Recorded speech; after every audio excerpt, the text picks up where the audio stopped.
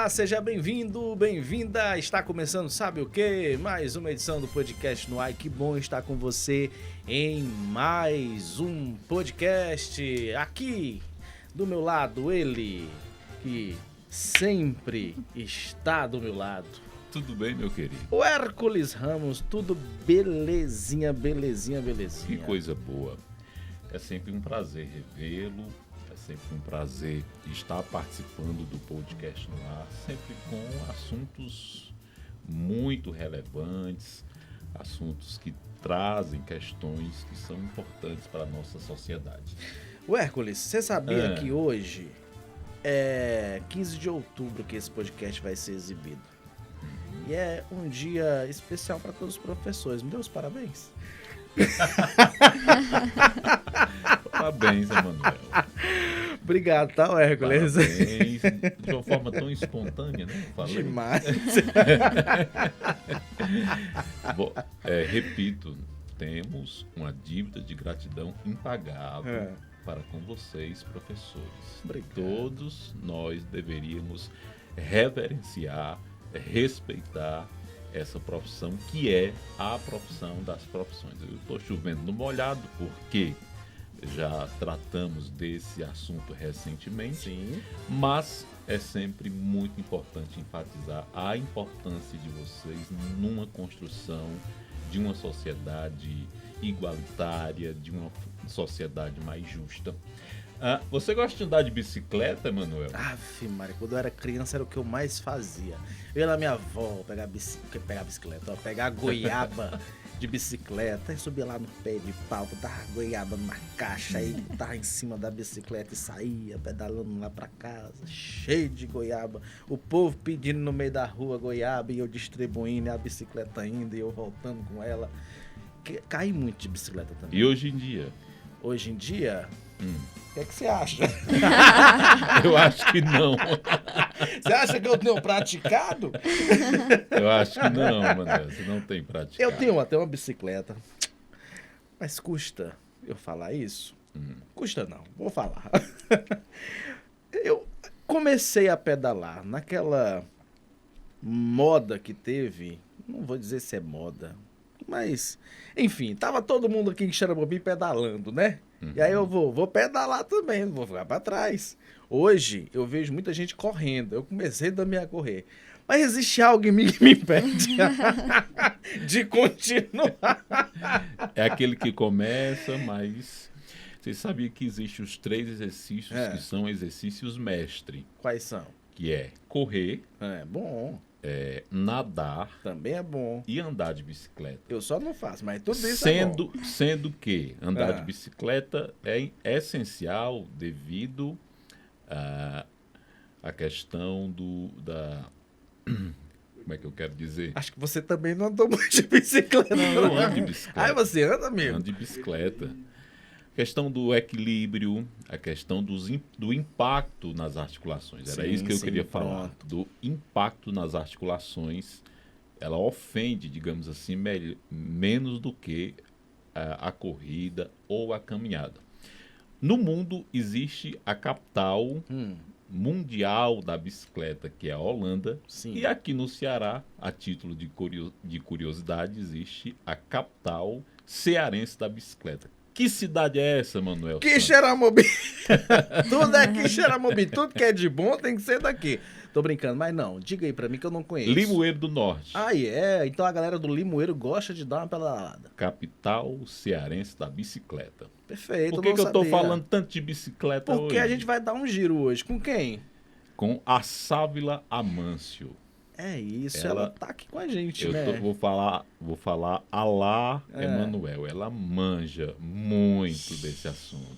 Isso, e Sávila, seja bem-vinda ao nosso podcast. Que bom recebê-la aqui com a gente.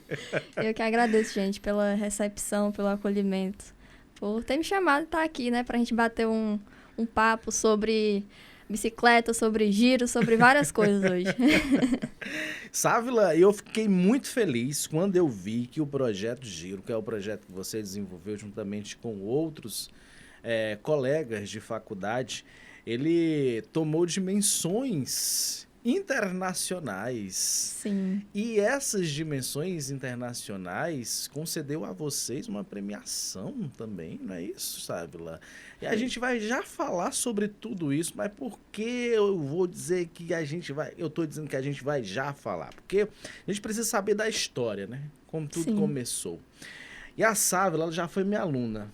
Sabia, Hércules? Também, Olha aí, né? rapaz. Uma aluna protagonista lá da Escola Profissionalizante. Lá só tem celeiro de Quer gente dizer boa. que por trás desse rostinho jovial... O meu ou dela?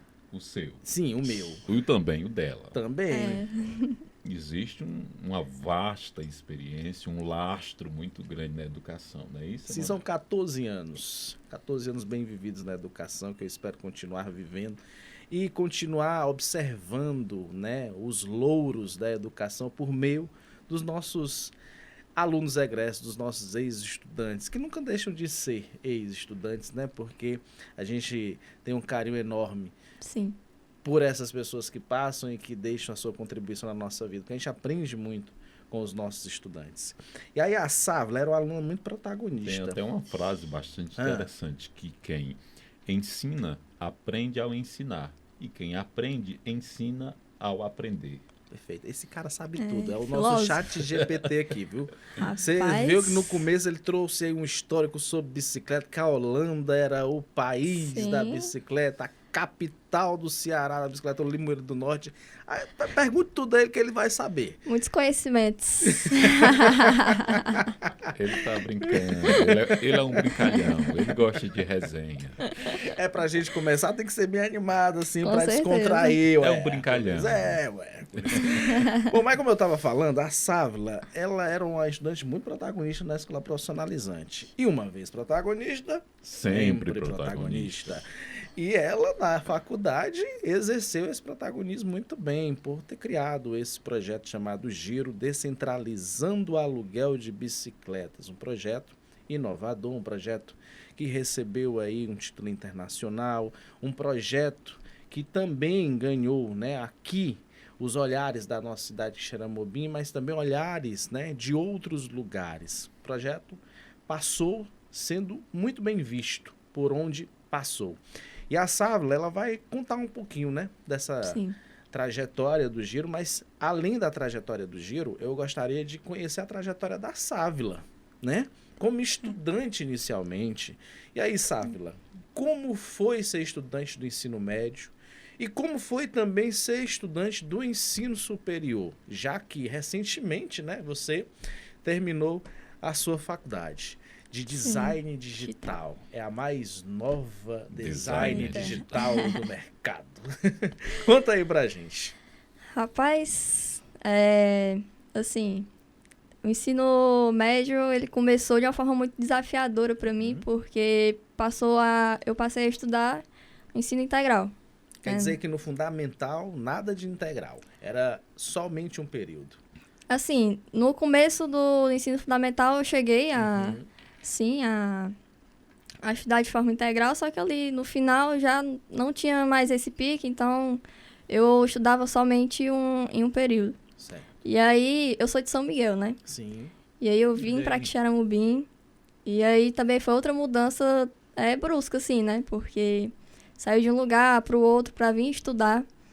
E assim, vir pra profissional me ajudou a desenvolver muita coisa, assim, sabe? Porque, como eu disse, foram mudanças muito bruscas, mas que ao longo do tempo eu percebi que me ajudou muito ao longo da vida até hoje, assim. Sabe? A de não desistir, a de estar sempre buscando mais conhecimento. E, assim, eu fiz nutrição na profissional. Que, inclusive, é uma área totalmente diferente da minha graduação, né? Verdade. Então, assim, eu tenho um certo conhecimento em áreas distintas, assim, que são duas paixões, assim, que eu tenho, sabe? Mas, assim, o ensino médio ele foi bem desafiador no começo, só que depois foi, assim... É uma caminhada que eu gostei muito de fazer, assim. A profissional, ela me ajudou em vários aspectos, trouxe pessoas muito especiais para minha vida. O Emanuel, inclusive, professor com o qual eu aprendi muito, assim como todos os outros. Deixa eu só te perguntar, antes de você concluir, me perdoe. Tranquilo. O que difere as outras escolas da Escola Profissionalizante Dr. José Alves da Silveira? Qual o diferencial? Acho que o ensino técnico, assim, realmente é algo muito impactante para a pessoa, assim, sabe? No meu caso, eu utilizei como se fosse uma espécie de laboratório, digamos assim. Sim. Eu queria experimentar uma área com a qual eu pudesse me identificar.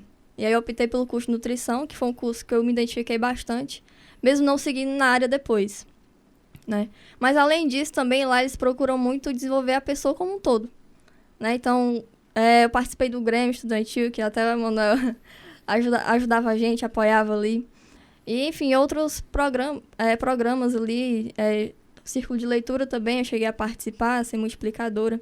Então, assim, não só na área da educação em si, mas também é como pessoa, sabe? A questão da comunicação. Ser humano. Exatamente. A questão da comunicação, de lidar com as pessoas ali.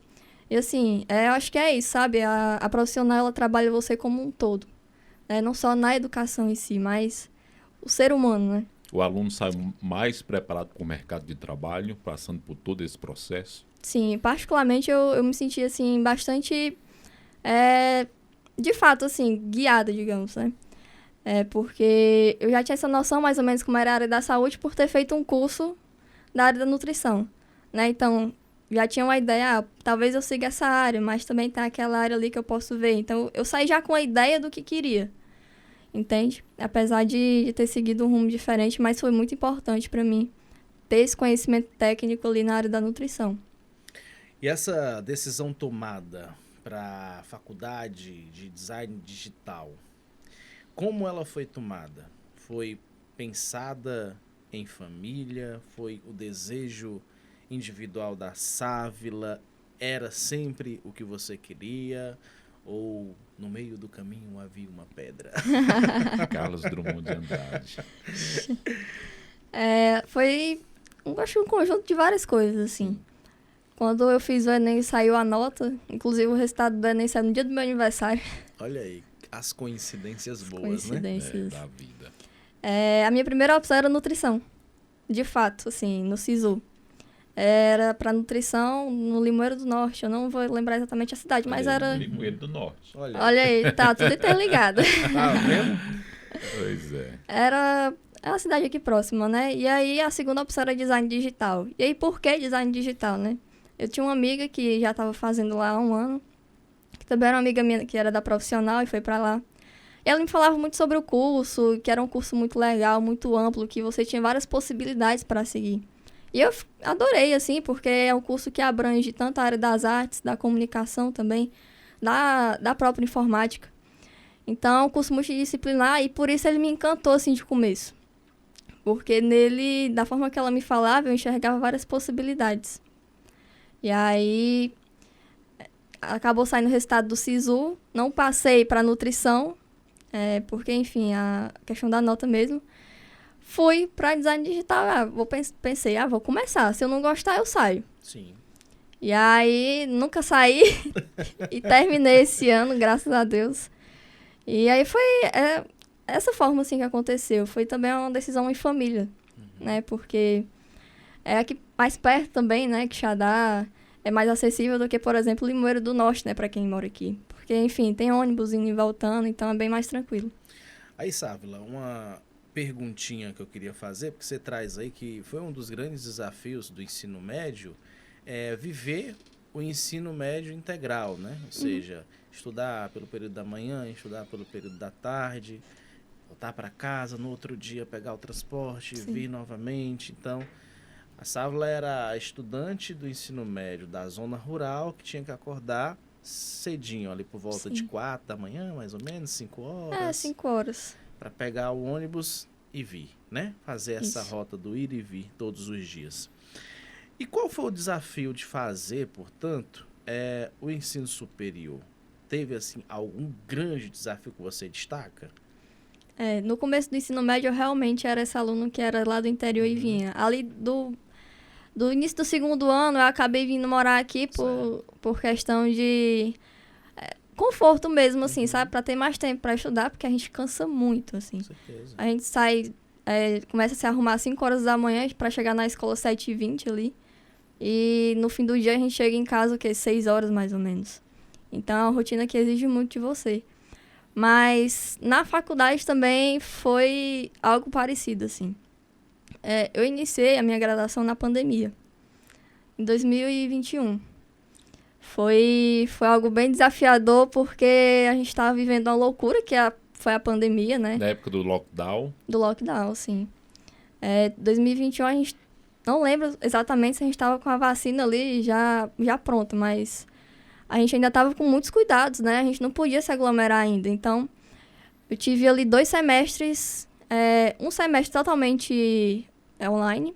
O segundo, já tive que fazer uma cadeira presencial, que foi a cadeira de desenho. E aí, esse começo, para quem iniciou uma graduação, assim, eu achei muito desafiador, mas também, de certa forma... Me fugiu a palavra. Desmotivador? Um pouco. Porque eu acho que esse contato humano, ele acaba contando muito no começo ali, porque você faz amigos, né? Você conhece ali o seu professor pessoalmente, tem uma interação maior. Eu, particularmente, senti falta, sabe, desse começo. Porque é meio que onde você acaba criando laços, né? Esse início. E aí, mas deu tudo certo, né? No segundo semestre já começamos a nos ver ali pessoalmente, então começou a melhorar o negócio. E aí, no ano seguinte, de fato, mesmo com alguns cuidados de usar máscara, de manter distância, a gente já voltou presencial. E aí, é aquela história, né? Acabei repetindo a rotina. Saía daqui, né, no primeiro ano que foi presencial, que foi meu terceiro semestre. Saía de casa às 6 horas da manhã daqui, para chegar lá às 7 e pouco, e voltava para casa ali, então chegava de 7 horas da noite, assim. Porque nos semestres iniciais, assim, as cadeiras são bem pesadas, né? A gente tem que fazer em torno de 5, 6 cadeiras, e aí eu passava o dia inteiro na faculdade. De 5 dias na semana que a gente tinha aula, 4 eu passava o dia inteiro, assim. Então, o terceiro e o quarto semestre ali foi uma prova de fogo pra gente, pra mim particularmente, né? Seguir nesse caminho. Mas deu tudo certo. Uma curiosidade, porque normalmente no ensino superior, alguns começam e não terminam. Algumas pessoas, elas desistem ali no meio do caminho. Sua turma teve muitas desistências no processo? Sim, acho que uma metade mais ou menos da turma acabou ficando ali pelo caminho, assim.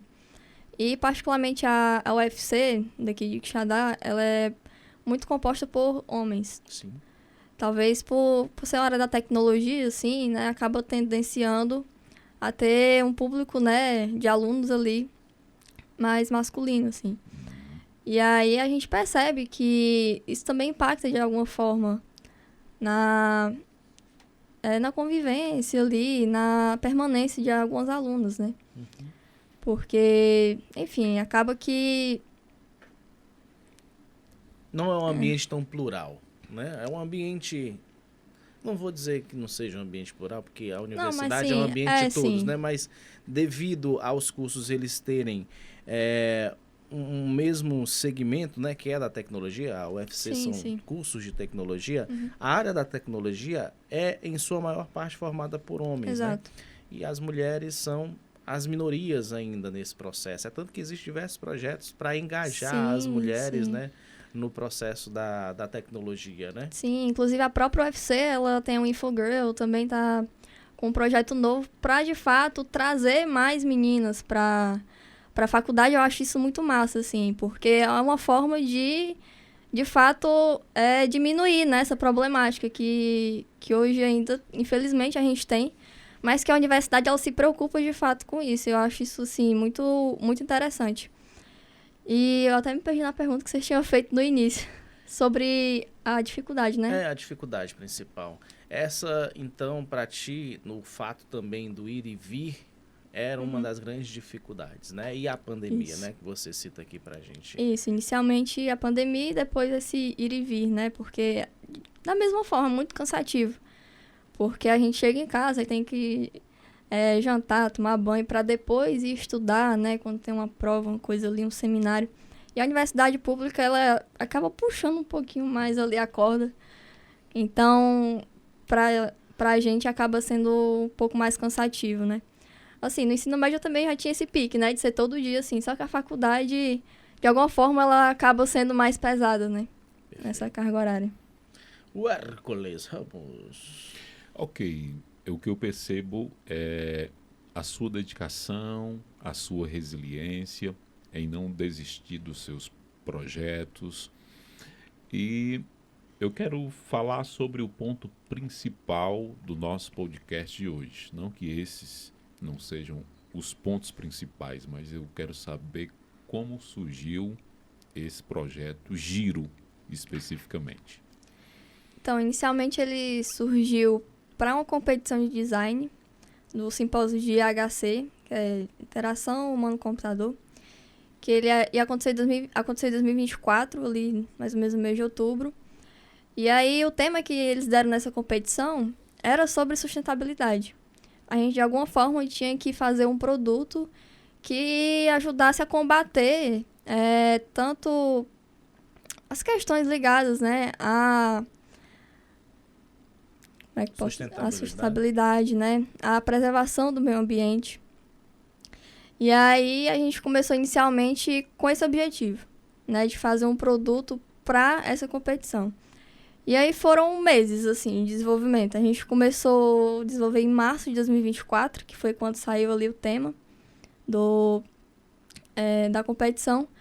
E ficamos até julho, mais ou menos, fazendo. Então, foi inclusive até no período que aconteceu a greve ali da UFC.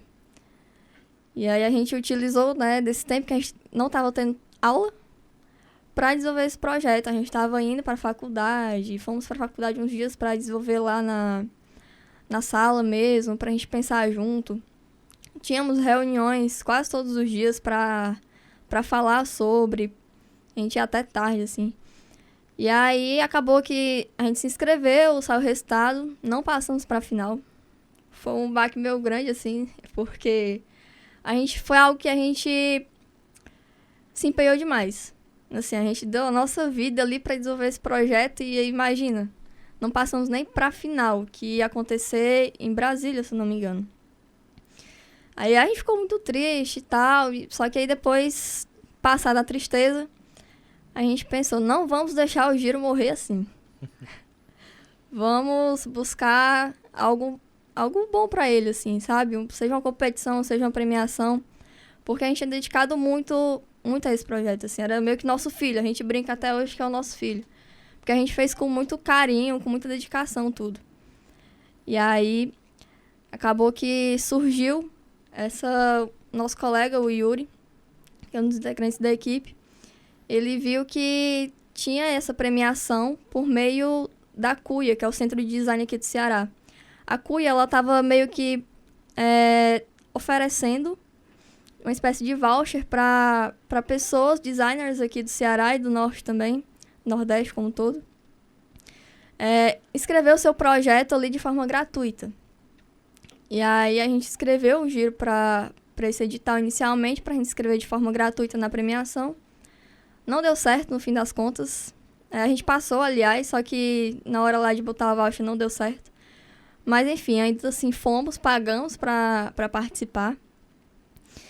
E aí a gente ficou na espera, eu não vou lembrar exatamente o tempo que a gente ficou esperando, mas foram uns meses, assim.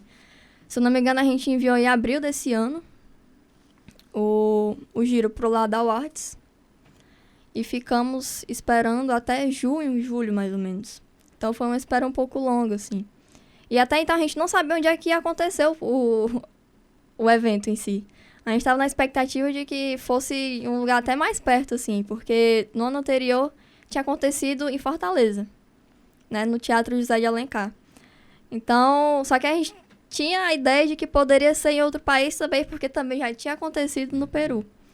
Então a gente estava nesse impasse aí. Agora você explica para a nossa audiência o que é o Ladau Arts e em qual país vocês foram receber esse importante prêmio que fomenta a criatividade.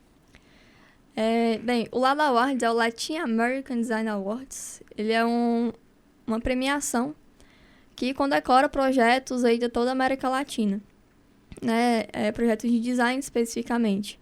E aí ele abrange várias áreas do design, assim, tanto de identidade visual, da parte digital, que foi o que a gente participou, que é especificamente sites e aplicativos, enfim, editorial, são várias vertentes que ele segue. E aí a gente escreveu o Giro, foi o nosso projeto, né, que é sobre aluguel de bicicletas. Basicamente, o Giro é um aplicativo. É uma espécie de Uber, sendo de bicicletas. Mais ou Desculpa a menos. analogia, assim, meio. Uhum. Mas foi o que eu pude entender. Assim. Sim. Tem o Bicicletar em Fortaleza, não sei se vocês conhecem. É um pouco parecido com ele, só que a nossa ideia ela é diferente. Por quê? Porque pessoas comuns, inclusive o Manel, que tem uma bicicleta parada em casa, aí, ó, poderia botar a sua própria bicicleta para alugar no nosso sistema e, consequentemente, ter uma renda extra com isso. Então, por exemplo, o Manuel tem a bicicleta que está parada. Aí uma estação Giro está lá no meio ali na rua, né? Que a ideia é que a estação fique no meio da rua, como se fosse uma espécie de estacionamento, de fato.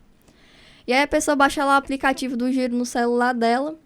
E aí ela vai escolher qual bike ela quer, porque no nosso aplicativo também a pessoa pode escolher por tipo de bicicleta. Eu vi no vídeo que tem 3 tipos de bikes. Isso. Quais são? As de passeio, as de esporte e as cotidiano. E aí a pessoa pode escolher qual que ela quer, né? Se ela quer para praticar esporte, se ela quer só para dar uma volta, enfim. Ela vai escolher de acordo com o uso dela, né? E aí a pessoa vai lá no aplicativo, escolhe a bicicleta que ela quer e vê qual que está disponível, vai na estação e tira a bicicleta. E aí ela pode usar por um determinado tempo ali. Ela vai colocar no aplicativo quanto tempo que ela quer utilizar, se é por 1 hora, se é por 2 horas, entendeu? Então é um uso bem flexível que a pessoa pode escolher como que ela quer utilizar. E aí tem muita gente que pergunta sobre a questão da segurança. Já estava aqui na ponta da língua. Pois é, ó. A gente pensou nisso porque a gente percebeu que era uma coisa que a gente tinha que se preocupar, que era que o nosso aplicativo ele tinha que ser seguro, ele tinha que passar segurança para as pessoas. Porque imagina, você coloca sua bicicleta para alugar e ela é roubada, que Deus o livre. E a pessoa nunca mais vê a Não bicicleta. Seria muito triste. Então, a gente pensou em colocar rastreadores na bicicleta, certo? Uma espécie de GPS? Isso.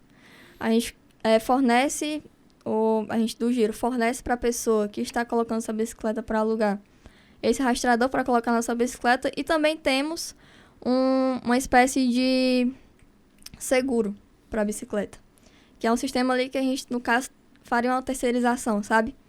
Então, teria essas 2 formas de assegurar que a pessoa teria ali sua bicicleta, né, em um bom estado, em que ela não seria roubada nem danificada de algum modo. Existe hoje em dia a questão da transição energética. Muita gente está deixando o seu carro, o seu automóvel em casa e optando para ir trabalhar de bicicleta, porque o carro ele é um grande poluidor do meio ambiente, da camada de ozônio. Ele libera muito a questão do dióxido de carbono. Já a bicicleta veio para sanar esse tipo de atividade. Como você estimularia as pessoas a trocarem, vez por outra, o carro pela bicicleta? Sim, a gente fez o projeto justamente nessa vertente, né? Porque essa área da questão da sustentabilidade, ela é muito ampla, né? Inclusive, até no desenvolvimento do projeto, a gente ficou pensando qual área seguir exatamente, porque tinha essa questão para diminuir a emissão de gás carbônico, né, com os veículos, mas também poderíamos abranger a questão de desmatamento e por aí vai. E aí, com o Giro, a gente pensou de fornecer uma forma para as pessoas, uma opção, para elas terem um acesso maior à bicicleta, sabe? E ela poder ter essa opção ali no dia a dia mesmo, de, eu quero ir ali, não quero ir a pé ou eu quero, de alguma forma, praticar um esporte. E aí a gente quer trazer essa acessibilidade, sabe, para o acesso às bicicletas. Então, essa foi a forma que a gente pensou. Dentro da sustentabilidade, ainda existem os 3 R's ou aumentou? Reduzir, reciclar e reutilizar. Sim, tem esses, né? Ainda tem. Ainda tem, sim. Ainda são os 3 R's. São os 3. Da sustentabilidade. Sávila, uma curiosidade. Você desenvolveu esse projeto com seus colegas, todos da área do design digital, correto? Isso. Você teve alguma parceria de alguma outra área da tecnologia ali na faculdade ou foram só vocês por vocês? Não, realmente foram só nós por nós mesmos, assim. A gente teve a professora orientadora, professora Ingrid, que nos auxiliou nesse processo, mas acabou que ficou só entre a gente ali do nosso curso mesmo, sabe? Na idealização, né? Porque, assim, o projeto, tem muita gente que pergunta, tá aplicado, não tá? Não, tá, ele tá em fase de protótipo. A gente fez o protótipo funcional ali do aplicativo e fizemos o modelo 3D da estação. Então, tá tudo na parte da ideia ainda, né? De como que seria, de fato. O que custa? Qual o custo desse projeto? Para um empresário que queira aderir, queira executar a ideia. Vocês têm uma noção? Vocês já colocaram aí na ponta do lápis? Então, eu lembro que na época a gente chegou a fazer um orçamento que seria ali uns 300 mil, eu não lembro exatamente, porque já faz um tempinho que eu não vejo esse conteúdo. Mas era em torno de uns 300 mil, pelo menos para iniciar. Porque tem um aplicativo, né? Tem todo o desenvolvimento do aplicativo, tem a própria estação que seria feita, né? Então, tem toda essa preocupação com a segurança também e várias outras questões que acabam envolvendo, né? Porque a gente está lidando com objetos que são de outras pessoas. Então, a gente tem que ter muito cuidado com... Tem que ter um senso de responsabilidade muito grande. Muito grande, assim. Foi algo que a gente se preocupou demais durante o desenvolvimento mesmo do projeto. E a gente pensava, não, mas e se isso acontecer? Não, mas se isso acontecer assim, o que é que a gente faz? Porque tá na nossa responsabilidade, né? Aquele objeto ali. Então, foi uma preocupação que a gente teve e que a gente acabou, de fato, passando muito tempo pensando nisso. Uhum. E aí, enfim. Sávila, a bicicleta ideal para o iniciante e quais os EPIs que são indispensáveis? Obviamente, capacete, né? Uhum. O pessoal utiliza, aí tem a sinaleira, especialmente, né? E pra quem tá iniciando, eu acho que a bicicleta mais básica ali mesmo, né? Depende do uso dela também. Porque eu, por exemplo, utilizo mais pra ir pra academia, né? Vou ali pra academia, me desloco rapidinho, mas tem gente que já faz uma trilha, né? E aí tem que buscar... Um longão. Exatamente, aí já tem que ser uma bicicleta mais reforçada pra isso, né? Então, depende do uso da pessoa, né? Mas acho que são esses EPIs, né? Mas tem a questão do óculos. Do óculos também. A cotoveleira, tornozeleira não. Não, cotoveleira. Exatamente. Joelheira, exatamente. Eu errei na palavra. Tá tudo certo.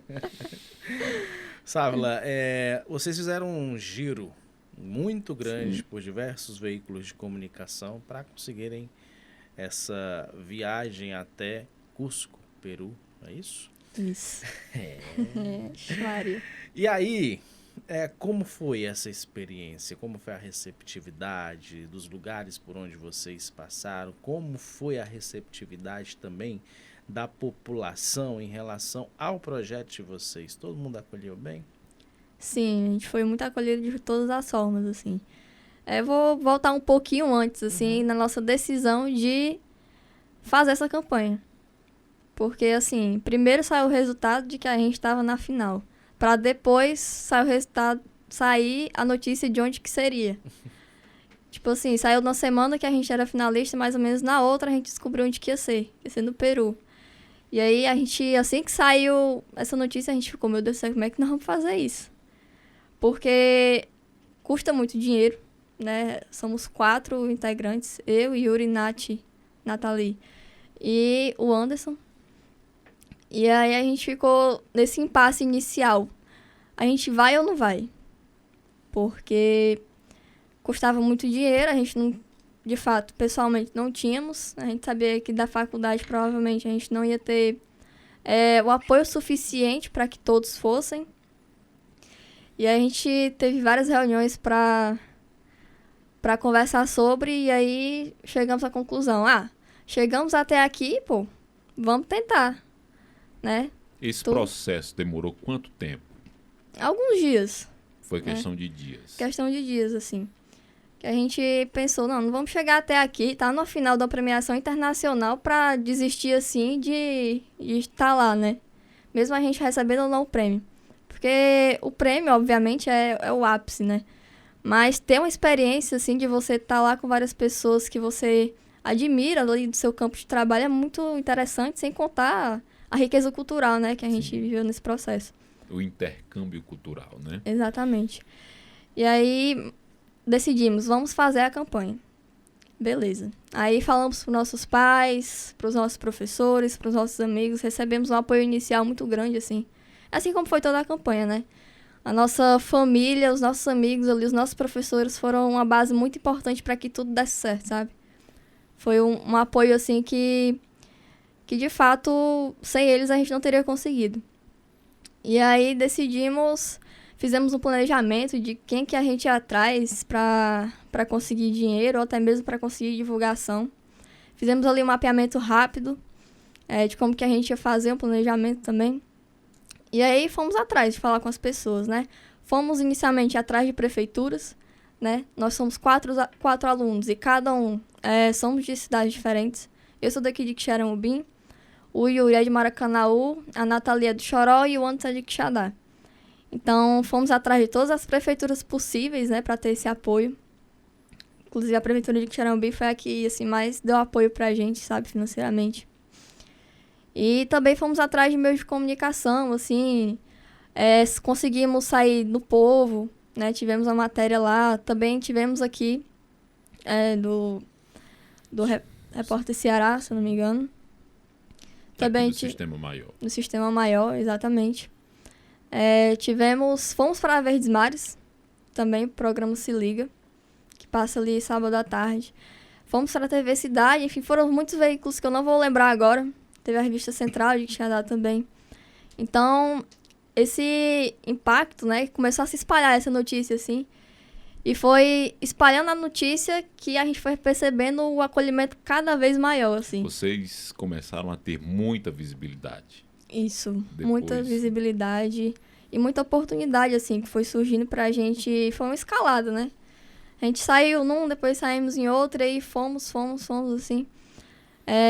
Divulgando nosso projeto, a nossa campanha, e a receptividade foi sempre muito positiva em todo canto que a gente foi.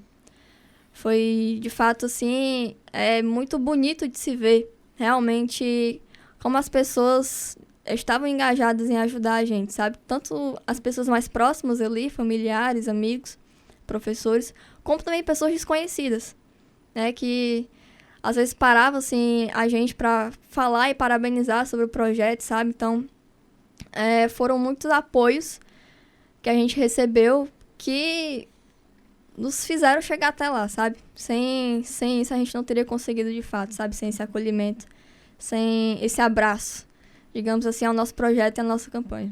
Fala mais sobre o ápice, quando vocês chegaram em Cusco, no Peru. Você for lá até o Lago Titicaca, não? Infelizmente não deu tempo.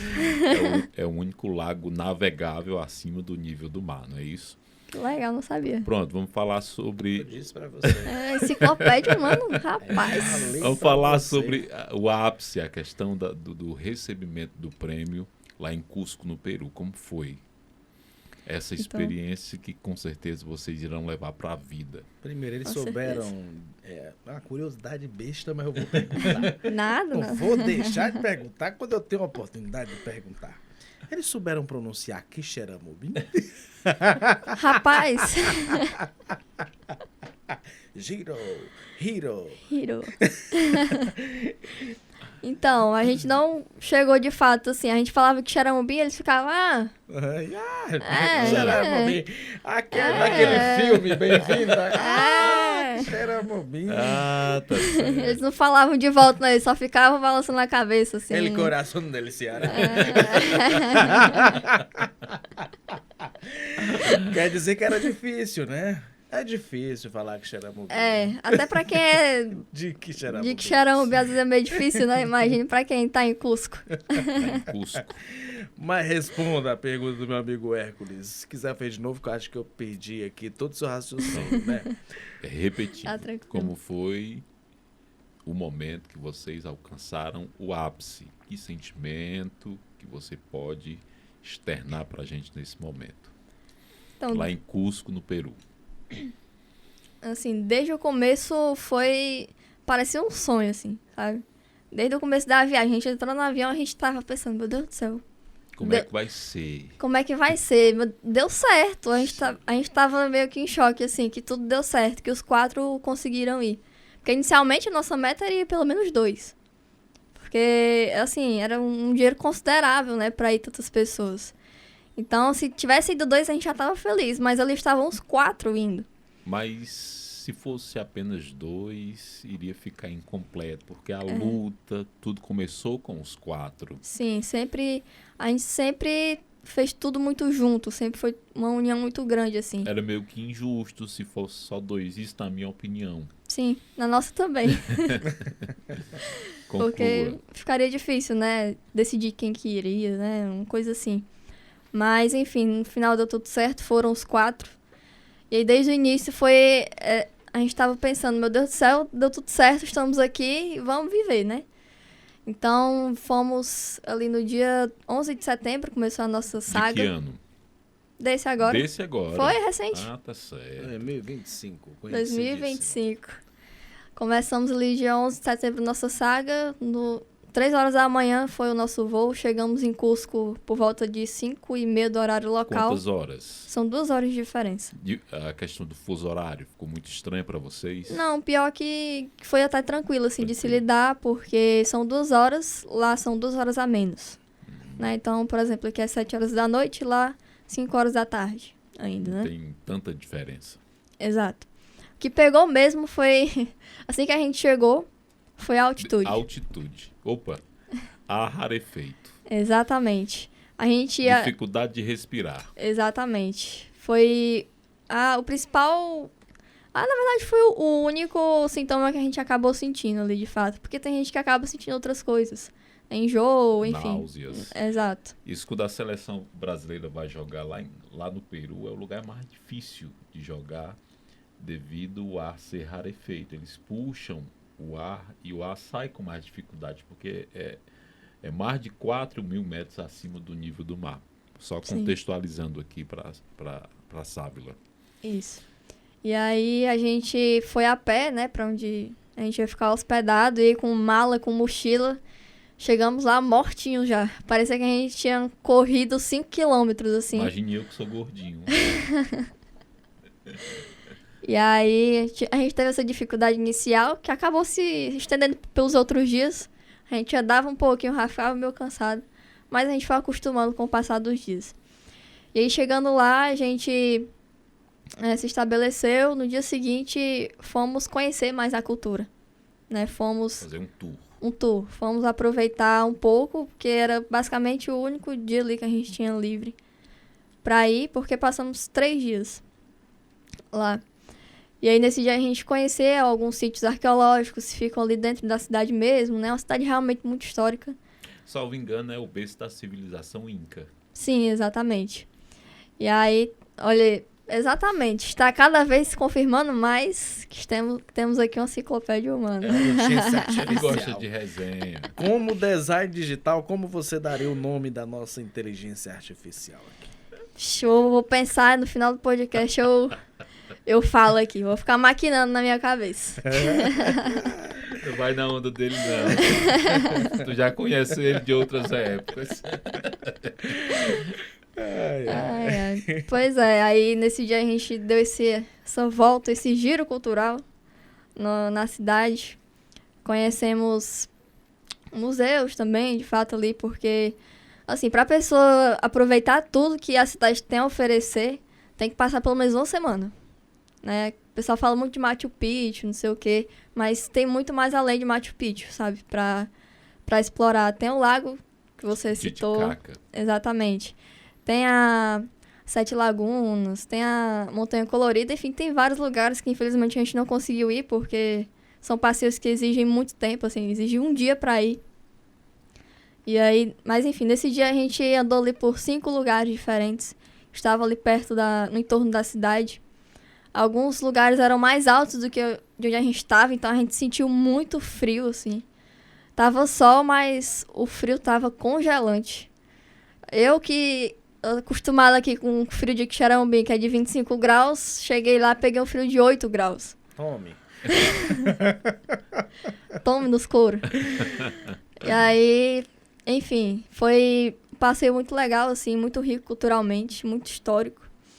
Que a gente gravou muita coisa, assim. Cada passo novo era um vídeo, uma foto diferente, porque a gente não queria perder nada de cada momento que a gente estava vivendo. Você trouxe na bagagem que você vai levar pro resto da vida. Né? Quando eu falo de bagagem, eu não tô falando, eu tô falando no sentido figurado, claro. Sim. Essa imersão cultural foi muito especial, assim, pra gente. Particularmente, é um sonho pra mim, tipo, conhecer vários lugares diferentes.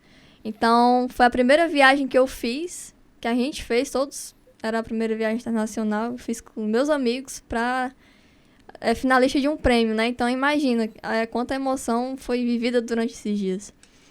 Então, essa bagagem cultural, bagagem histórica mesmo, e essa vivência, de fato, com novas pessoas, um contato ali com um novo local, com... Novos projetos, né, também. Sim, nova cultura, novos projetos, né? Porque ali no evento a gente teve contato com pessoas de várias cidades daqui particularmente do Brasil ali. A gente falou com pessoas do Rio de Janeiro, de São Paulo especificamente. Trocamos figurinhas ali sobre projetos, conversamos. Então foi um crescimento não só pessoal, como também profissional, né? No próprio evento. Intelectual, exatamente. Do Ceará eram os únicos representantes? Então, a gente... éramos 2 projetos, se eu não me engano, do Ceará. Do Ceará, né? Isso, a outra pessoa, se eu não me engano, ela era de Fortaleza. Uhum. E aí a gente teve a oportunidade, né, nós e ela, de representar o nosso estado. E aí também tinha pessoas de outros países, né? Acabou que a gente ficou... a gente conversou mais com o pessoal do Brasil pela questão da língua em si. Da afinidade. Da afinidade também. Mas, enfim, foi uma riqueza cultural e intelectual ali sem tamanho que a gente teve a oportunidade. Que a gente é muito grato, assim, até hoje, por ter vivido tudo isso. Porque eu acho que até agora a ficha não caiu do que a gente viveu, assim. Deixa eu te perguntar sobre a questão logística. Você sabe por que foi escolhido Peru e não outro país, um país da América do Sul, da América Central, enfim? Eu não vou dizer exatamente o porquê que foi escolhido, mas eu acho que porque a instituição que faz, ela é do país. Então, para eles ficou mais fácil, entendi. né? Por exemplo, se a instituição é do país, não poderia ser em outro país. Sim. A premiação. Até teve aqui em Fortaleza, né? Só que eles fizeram em parceria com a CUIA, que é o Centro de Design aqui do Ceará. Então, teve esse apoio, né, em 2024. Só que em anos anteriores já tinha acontecido na cidade, no Peru especificamente. Só que eu acho que foi em Lima, não foi em Cusco. Em Cusco é um pouquinho mais longe ali que Lima, né? Porque a gente fez escala primeiro em Lima para ir para Cusco. Então, é um pouquinho mais longe ali. Quem é que foi o responsável por planejar toda essa viagem? Pois não é? Então, todo mundo estava ali ajudando de alguma forma, né? No planejamento, a gente se dividiu ali, uns ficam com a questão do passeio, o que é que nós vamos fazer lá, o que é que a gente vai conhecer, outros ficam com a parte da alimentação, como é que a gente vai lidar com isso. É bom essa pergunta que eu vou fazer da alimentação já, mas continua. Tranquilo. Já sei o que ele vai perguntar. Sobre também a questão de onde que a gente ia ficar, né? Porque são muitas questões. A gente vai pensando e matutando e cada vez vai aparecendo mais coisa pra gente resolver, né? Também tem a questão do dinheiro, de trocar ali o real pelo sol peruano, que é a moeda. Local. Isso, que até então eu tava jurando que era o peso. Um conto aqui do Brasil vale quantos contos lá? 1,5 conto. 1,5 conto. Então, nossa moeda tá valorizada em relação à do Peru, né? Não em relação ao dólar, mas no Peru... O dólar é a moeda mais valorizada do mercado depois do euro, né? R$5, quase 6. Não, no caso, tá 50 centavos. Pera, Tá 50 centavos mais... Então... Tipo assim, aqui vale um pouquinho menos. O entendi. real vale um pouquinho, 50 centavos a menos. Entendi. Entendeu? Então, por exemplo, você dava R$1 e recebia R$1,50 lá. Era assim? De sol. 50. 50 centavos de sol. De sol. Eu entendi 1,50. É. Já tava feliz. Ah, real. Tá um pouquinho desvalorizado, desvalorizado aí. Vamos valorizar aí em relação ao Peru, vamos lá. Sim. As bolsas de valores. Exato. E aí, nessa experiência, a gente descobriu que, tipo, tem canto que ainda tem uma taxazinha ali. Então, você tem que pensar bem onde é que vai trocar a moeda. Que no aeroporto é mais caro um pouquinho o negócio. Os peruanos têm um sistema que nem o nosso financeiro bacana, que é o Pix. Eles têm alguma coisa parecida lá ou não? Alguns lugares tem, mas é mais focado para os estrangeiros utilizarem. Não é pensando no povo local, assim. Entendi. Lá é mais dinheiro e cartão, assim. Só que a gente optou mais pela questão do dinheiro, porque o cartão, dependendo do que você use, tem a taxa também. Uhum. Então tem sempre que ter esse cuidado para economizar, né? Uma outra curiosidade. Lá nos Estados Unidos, por exemplo, o cumprimento padrão é o aperto de mão. Não tem essa de beijinho do lado e outro. Como foi o acolhimento dos peruanos? Assim... Tem comportamentos parecidos com o nosso, diferentes? Sim, eu particularmente achei bastante semelhante, assim, a forma de lidar, sabe? Assim, o aperto de mão, normal, assim. São um povo muito acolhedor. E lá você percebe que tudo é muito focado no turista também. Ao longo, você vai andando assim nas ruas, você é bombardeado por pessoas oferecendo coisas, assim. Vamos fazer esse tour, vem comprar isso aqui e tal. Bugigangas. Sim. Mas, de modo geral, eles são bem acolhedores. E na cidade você também percebe muitos turistas, assim. Muitos mesmo. Você percebe que aquela pessoa não é de lá. Porque os peruanos, eles têm algumas características físicas que você dá pra perceber que é uma pessoa local, né? Uhum. Só que aí, por exemplo, você olhava e via pessoas da Ásia, pessoas que você percebeu que era da Europa, né? Do nada você escutava um inglês aqui, um espanhol aqui, e depois um chinês, japonês falando. Foi realmente uma troca cultural assim, muito grande. Eu tinha até mencionado antes do podcast, da gente começar a gravar, que eu tinha falado inglês, né? A gente acabou se esbarrando com um pessoal que era da Ásia, não sei exatamente qual país, e eles falaram inglês com a gente. Então, assim, foi uma troca cultural bem... Uma miscelânea de coisas. Muita coisa ali cultural misturada, assim. Só voltando aqui à questão dos Estados Unidos, se você não Sim. der uma gorjeta lá nos Estados Unidos, é como se fosse uma ofensa. É mesmo. É como se você tivesse a obrigação de dar a gorjeta. País capitalista, né? Lá nos Estados Unidos. No Peru a gente não viu tanto essa questão, mas tinha a gorjeta, de fato. Muitos indígenas, né, no Peru? População... Sim. Como eu disse, tem muitas características físicas que você percebe, né? O pessoal um pouquinho mais baixinho, Corte de cabelo. corte de cabelo liso, escuro, olho levemente puxado também. Uhum. Dava pra perceber bem, assim, que a pessoa era da cidade ou era do país mesmo. Sobre a alimentação, Sim. qual foi o prato que você mais curtiu e menos curtiu lá do Peru? Se eu te contar que a gente não conseguiu comer tanta coisa Não? local, assim, a gente optou por ir pelo seguro. Vamos por esse caminho aqui que a gente tem projeto para apresentar. Então, foi mais ou menos essa ideia que a gente teve, assim. Vocês não quiseram experimentar as iguarias peruanas. A gente até tentou ali, mas não deu muito certo. É comida muito apimentada. Né? Então, mas assim, a gente percebeu que durante essa viagem gastronômica que a gente não fez tanto, mas deu pra fazer um pouquinho ali pra experimentar, tinha um tempero muito específico que a gente não conseguiu identificar o que era, assim. Mas era muito forte. Tinha na pizza, tinha no macarrão, tinha no sanduíche. Isso é porque ela não experimentou a comida. Pizza, macarrão, sanduíche, comeu bem. Isso é porque ela não experimentou a comida peruana. As iguarias. As comidas mais locais, né, Sim. que eu me refiro. Então a gente foi mais por esse caminho das massas, né, das coisas assim. No evento a gente até que teve algumas comidas mais diferentes que particularmente eu não tô muito habituada a comer. Uhum. Tinha um pãozinho lá com carne e aí por aí. Tinha uma coisa lá que a gente comeu que era igualzinha a pamonha. Pamonha que a gente come aqui, só que tinha lá um molho de cogumelo por cima. Vixe, Maria. Que troço é esse? Negócio estranho. Doce misturado com salgado. Mas, assim, no evento foi onde a gente teve mais oportunidade, de fato, de fugir um pouco do óbvio, assim. Teve lá uma comida que é o ceviche, se eu não me engano é o nome, que é meio cru ali.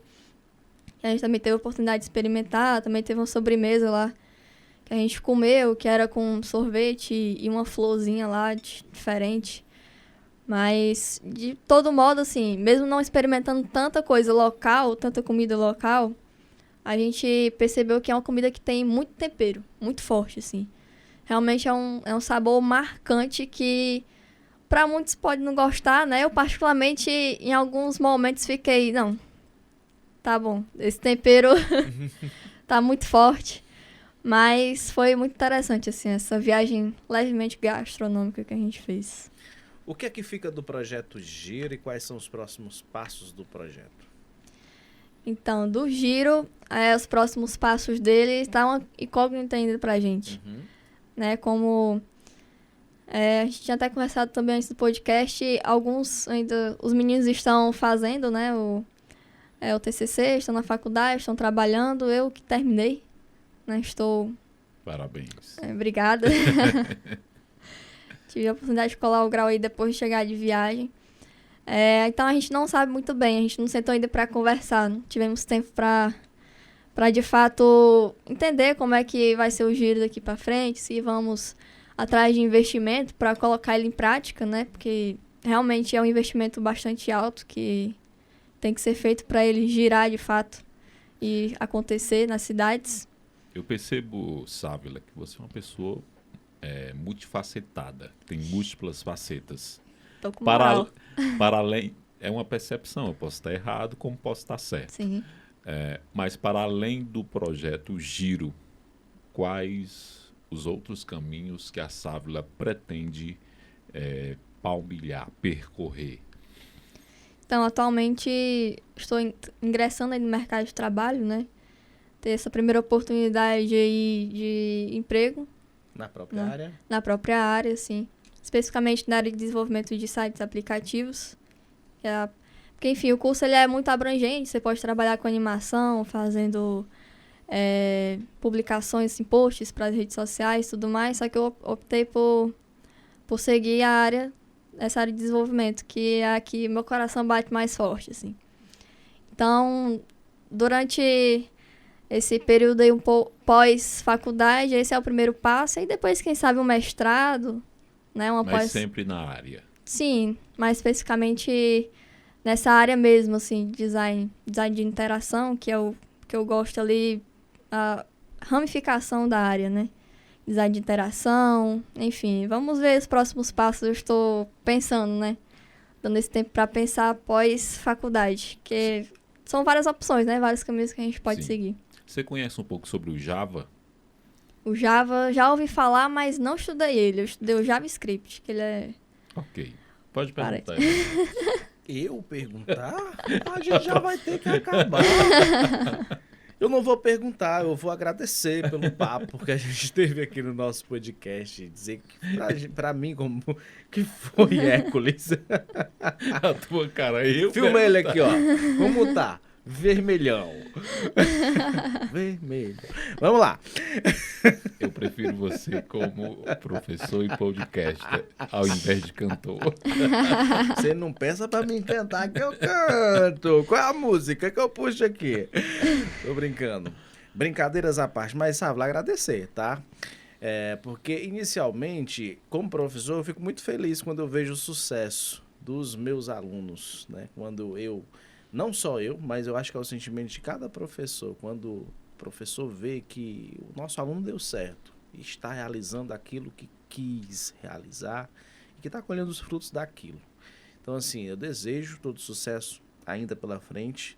Agora que você está iniciando aí no mercado de trabalho, desejo cada vez mais esforço, dedicação, porque o mercado de trabalho, você sabe, não é fácil, né? Exige ele é muito dinâmico, né?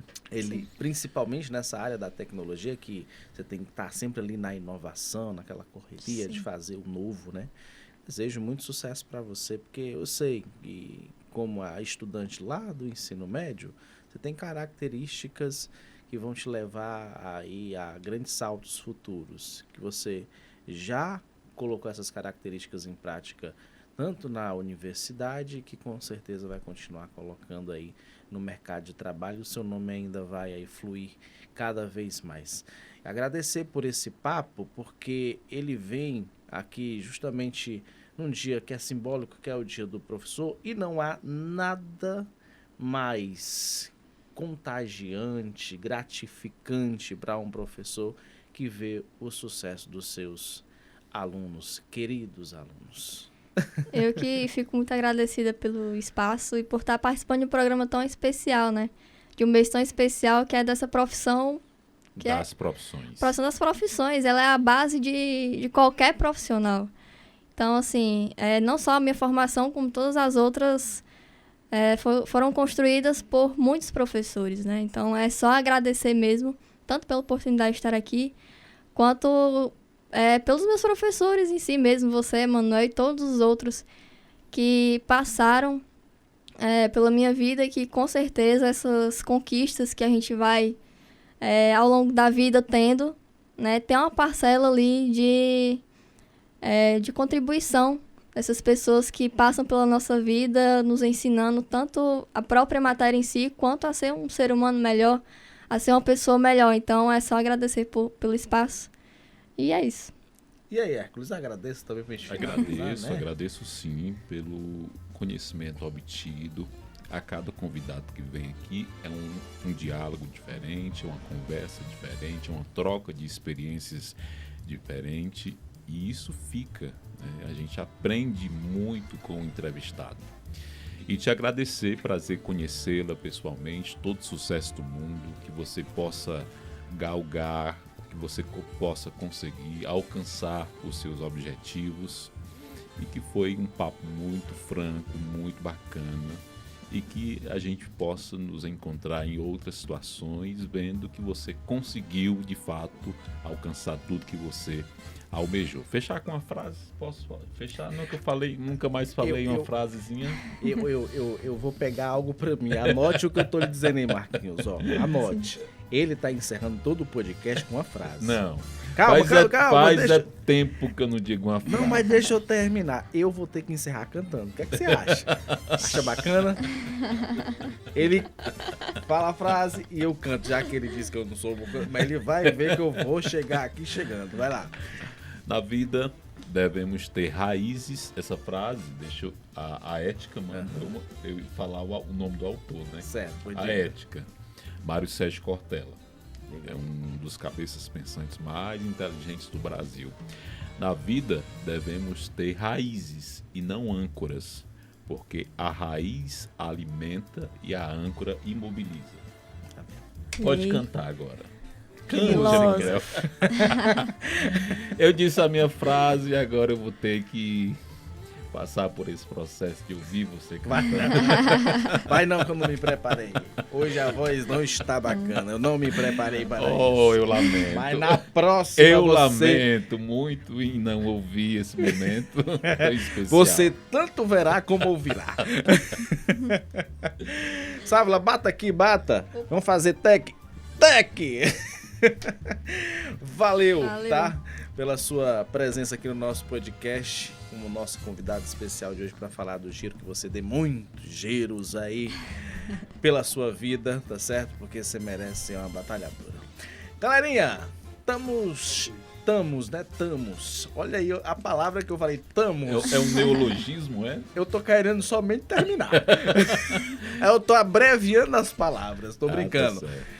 Estamos terminando o nosso podcast. Você que acompanhou, que ficou com a gente até o finalzinho, muito obrigado pela sua audiência, pela sua companhia. Brincadeiras à parte, porque a gente precisa brincar, né?